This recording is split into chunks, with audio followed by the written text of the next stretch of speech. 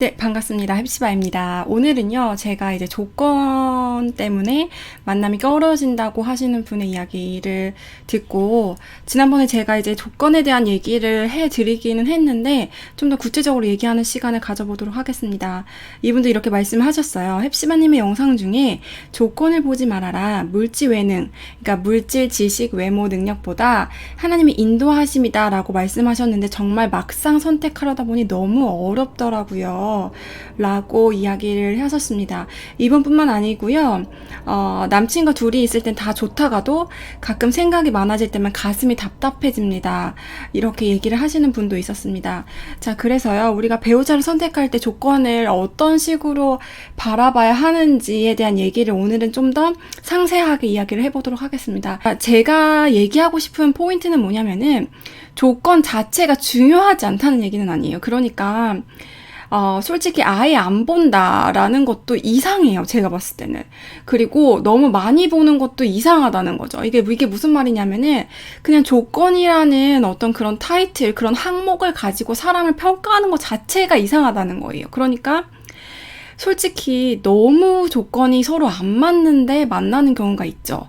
그러니까 세상적인 배경이 너무 다른데 만난다. 이것도 좀 이상하다는 말이에요. 이게 왜 이상하냐면은 어떠한 경우든 너무 지나치게 안 보거나 너무 지나치게 많이 봐서, 그러니까 주변 사람들이 의아한 그러한 경우에는 사실은 자기도 모르게 조건이라는 그 항목에 되게 집착하고 있는 상황일 수 있다는 거예요. 햅시바님, 조건을 너무 많이 봤을 때는 그 조건에 집착을 하고 있다는 거는 이해가 되는데, 조건을 안 보는 경우에도 조건을 집착하고 있다니 무슨 말씀이세요? 라고 하실 수가 있을 것 같아요. 그런데 어떤 분들이 이런 얘기를 하세요.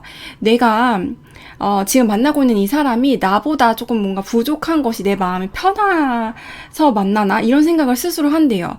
반대로 다른 잘난 사람과 교제한다면 나중에 무시당하고 배신당할까봐 두려움이 큰 거 아니야? 라는 이야기를 하시더라고요.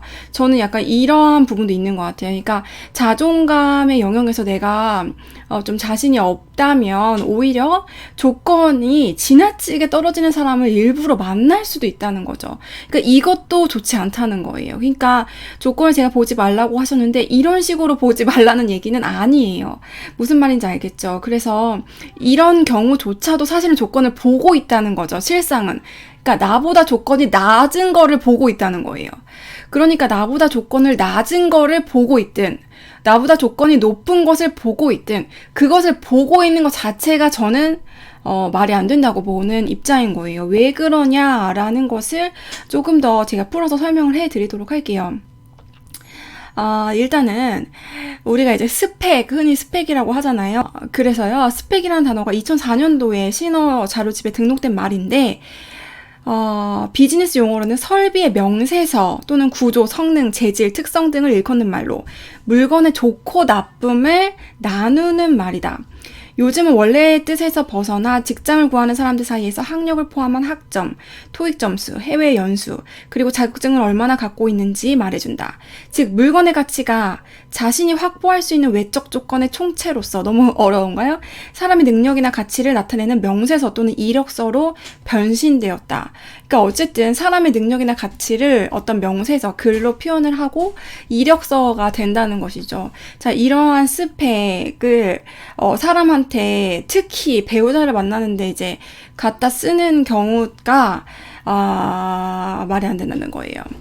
굉장히 한참 전 얘기예요. 2013년 정도에 스토리가 스펙을 이긴다라는 이야기가 조금 유행을 했어요. 이런 책이 이제 유행을 하면서 이제 어떤 채용 시장에서조차도 스펙보다는 그 사람이 어떠한 차별화된 인생의 스토리를 가지고 그 이야기를 통해서 어떤 것들을 교훈으로 얻었고 또 어떤 것들을 학습했는지에 대한 것들을 더 보겠다는 거죠. 그러니까 쉽게 얘기하면 그 자기소개서를 더 본다는 거죠. 그러니까 면접 과정에서 이 사람의 어떤 과정을 더 집중하겠다. 그런 인재 채용을 하겠다라는 것들이 이제 회자가 되기 시작을 했죠. 그래서 아직까지도 점점 더 이러한 추세는 더 늘어나고 있는데요.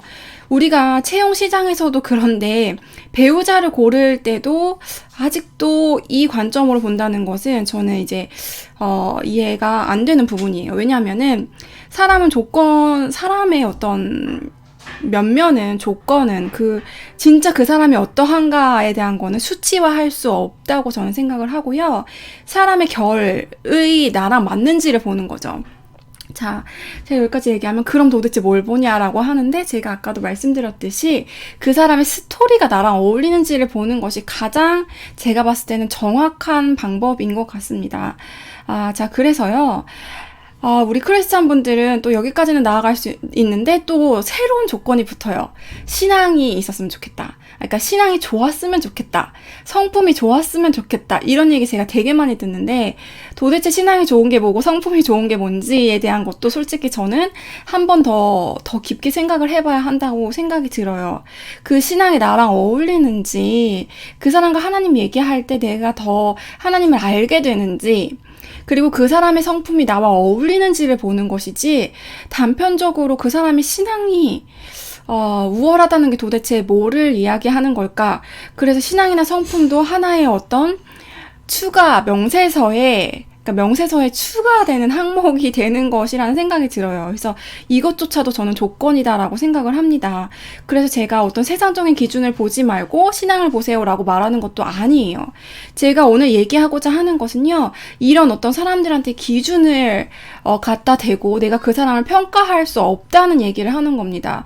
그래서 아예 여러분들의 사고의 패러다임 자체를 바꾸셔야 하는 것 같아요. 그래서 조건에 대한 고민이 있는 경우에 메일이 정말 많이 오는데, 저는 그러한 경우 모두 그분들이 하는 항목과 이렇게 동일한 항목으로 제가 대답을 해드리기가 굉장히 어렵다는 생각을 많이 했어요. 그러니까 저는 아예 다른 패러다임으로 이야기를 하고 있는 것입니다. 예를 들면 이렇게도 얘기를 하세요. 나는 안정적인 삶을 추구하니까 안정적인 직업을 만나야 해. 나는 전문직이니까 전문직을 만나는 것이 기도 제목이에요. 이런 식으로. 저는요, 이런 얘기를 들을 때마다 어떤 배우자를 고르는 것이 나의 배경을 고른다는 생각으로 접근을 한다는 것 자체가 굉장히 자기 중심적으로 느껴집니다. 사실은요, 배우자는 나의 배경을 고르는 사람이 아니라 모든 배경이 다 바뀌어도 나와 함께 손을 붙잡고 늙어서도 같이 웃을 수 있는 영혼의 짝을 구하는 거예요. 그래서요, 제가 오늘 소개해드리고 싶은 영화가 있는데 About Time이라는 영화예요. 제가 우리 신랑하고 데이트하던 시절에 굉장히 인상 깊게 봤고, 우리가 정말 이렇게 살았으면 좋겠다 하면서 봤던 되게 기억에 남는 영화이거든요. 이 영화를 소개해드리는 이유는 이 영화에서 이제 시간을 되돌리는 능력을 우리 주인공이 갖고 계시거든요.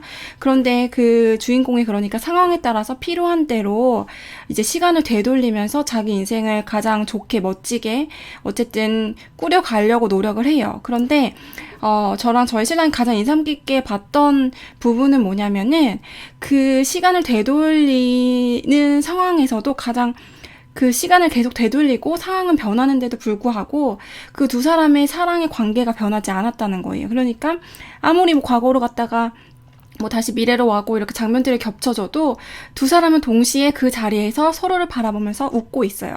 그래서 여러분들, 우리가요 있잖아요, 배우자를 만나는 거는 이런 거 같은 거예요.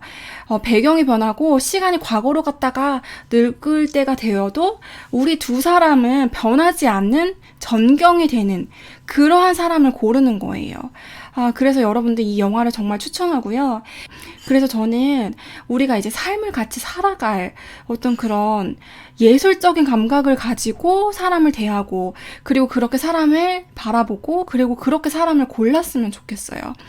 이게 우리의 어떤 비즈니스 마인드를 버리시고 예술적인 마인드로 영혼을 바라봤을 때 여러분들이 진짜 배우자를 어떻게 골라야 하는지를 알게 되실 것 같아요. 그러니까 어떤 이런 조건 하나하나를 항목으로 세워서 여러분들 평가하지 않았으면 좋겠습니다. 여러분들 사람을 볼 때 어떤 이력서를 보지 말고 그 영화 속에서 나오는 장면들처럼 내가 이 사람과 함께 순간순간을 보낼 때 과거로 돌아가서도 이 사람과 계속 그 순간을 함께 하는 그 그림, 그 장면은 변하지 않을 그런 사람을 골랐으면 좋겠습니다. 오늘 컨텐츠도 들어줘서 너무 감사드리고요. 다음 시간에 찾아뵙도록 할게요. 샬롬.